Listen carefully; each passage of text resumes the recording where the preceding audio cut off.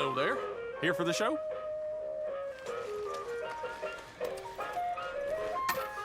Can I buy a ticket, please? Right then, just head inside the tent.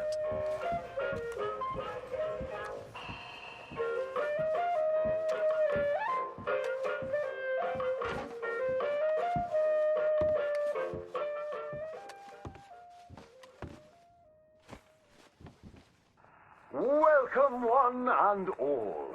I'm going to take you on a journey around the world to parts unseen by most men. Why, I have traversed the great lands and oceans of the globe and bring you sights and scenes from places far away. Yes, a great deal of the world is populated by unwashed savages that don't have the decency to cover their reproductive organs. First, to jolly old England.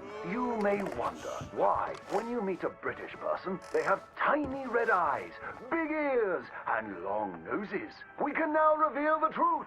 Since the opening of the Underground Railroad system 30 years ago, the entire of London has moved beneath the earth. Just think of the joy children must feel being able to play unfettered by rain or refinery smoke. They are a dignified people, living among stalagmites in their dainty hats. And they have an underground king who worships an underground garden gnome. Have any of you been to New York City? It seems like the whole world is ending up on that tiny island. Now there's Lady Liberty, a marvelous statue. To welcome all the Irish people moving to our great country after all those potato problems. They are welcomed by tourists who toss potatoes out of the head of that lady.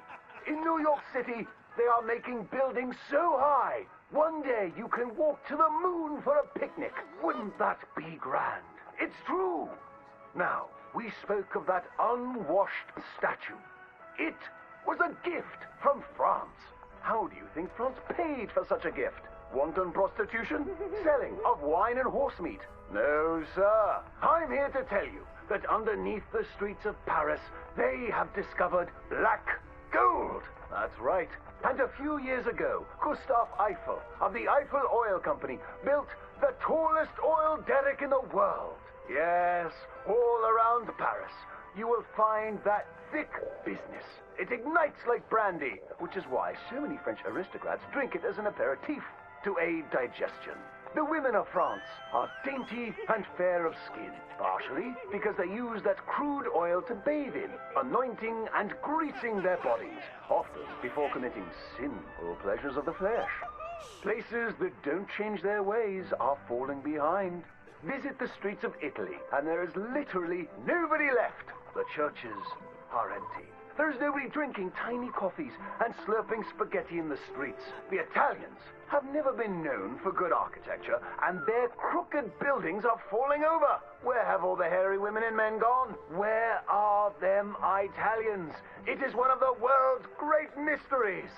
You may have heard talk of a horseless carriage being invented, powered by whale oil, vapors, or demons. Ironically, that is a myth.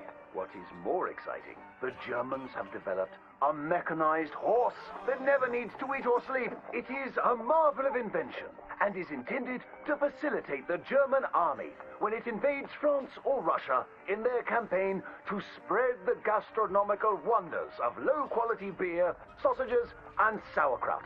They love cabbage.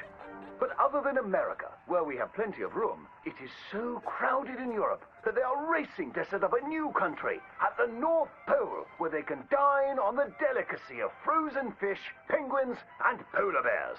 Imagine a place that never gets hot. You don't sweat while toiling in the field, and ice is much cheaper there. I predict that someday people of all nations will join hands at the North Pole, wearing furs and eating fish. My next adventure will be to visit Egypt, where I hear they live in giant triangles and talk in a Chinese-like language of birds and eyes and squiggly lines. And they worship cats, which is a bit worrisome and unsavory. Thank you, ladies and gentlemen, for joining me on these fantastic journeys.